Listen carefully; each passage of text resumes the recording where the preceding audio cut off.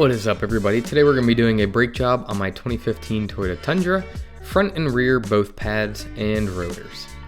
So first, while the truck is on the ground, you'll want to break the lug nuts free, jack the truck up, and of course, buzz those lug nuts off.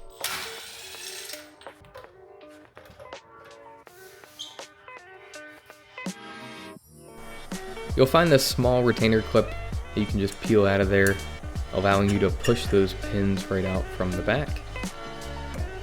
You'll grab a pair of larger channel locks to compress that piston ever so slightly, allowing you to pull that brake pad straight out of there.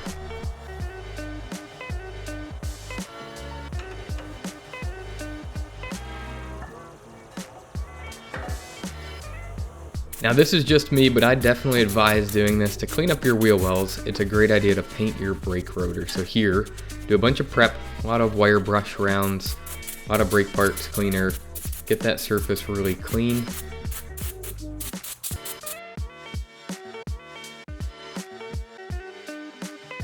Go ahead and prep to prevent some overspray. I do a garbage bag and I tape off some areas that I don't want paint to get into.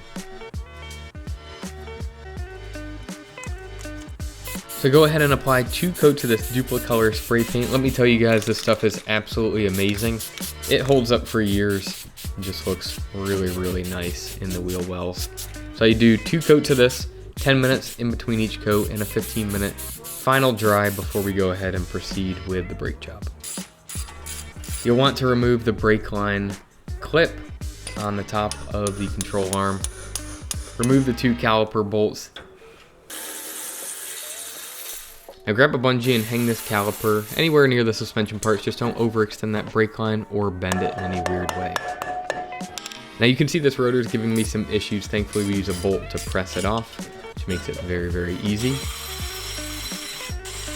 And then go ahead and install this rotor in reverse. Clean off any machining oil with brake parts cleaner. Do that to both faces.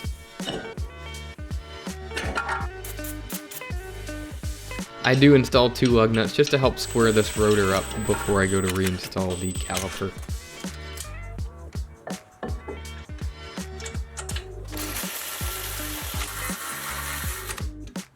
Okay, so here are the new brake pads. They are OEM Toyota pads.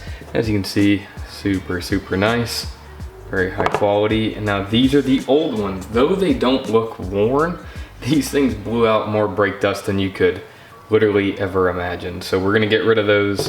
We're gonna upgrade to the factory Toyota ones. I heard that these have good reviews, but I wanna explain to you quick how this works. So Toyota does give you what's called shim pads. So you're gonna use 2 per brake pad.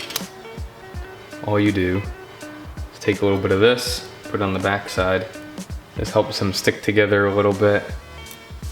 And you'll take both of these and you'll just hang it right on the brake pad. And this helps with heat dispersion, they say, and squeals.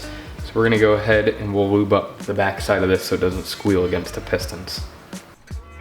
I find it easiest to use 2 small C-clamps to compress these front pistons and lubricate the pins, the back of the pads, anywhere that will be moving when you do apply the brake pedal.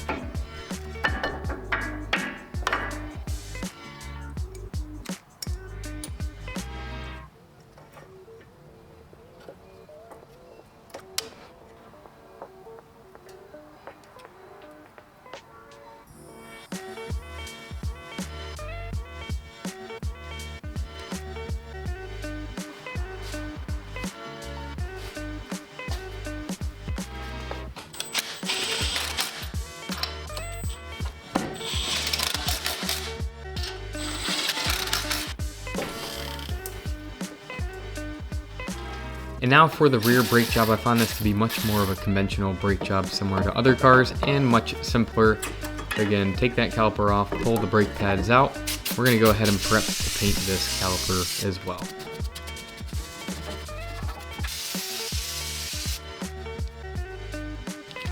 As you can see, I get a little lazy and I use cardboard to prevent some overspray. You'll see later that I have to touch back up with some black paint. Make sure not to engage your parking brake, as you will need to get this rotor off, and it is a drum brake for your parking brake.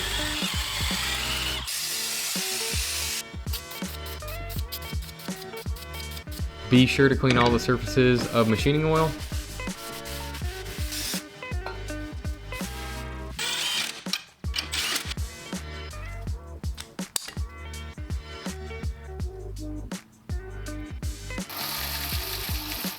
Now this is just to show how much a brake job can change the look of your truck from the outside, especially in your wheel wells. Just makes it look a lot cleaner. So hopefully you guys learned something. Feel free to comment if you have any questions. We'll catch you on the next one.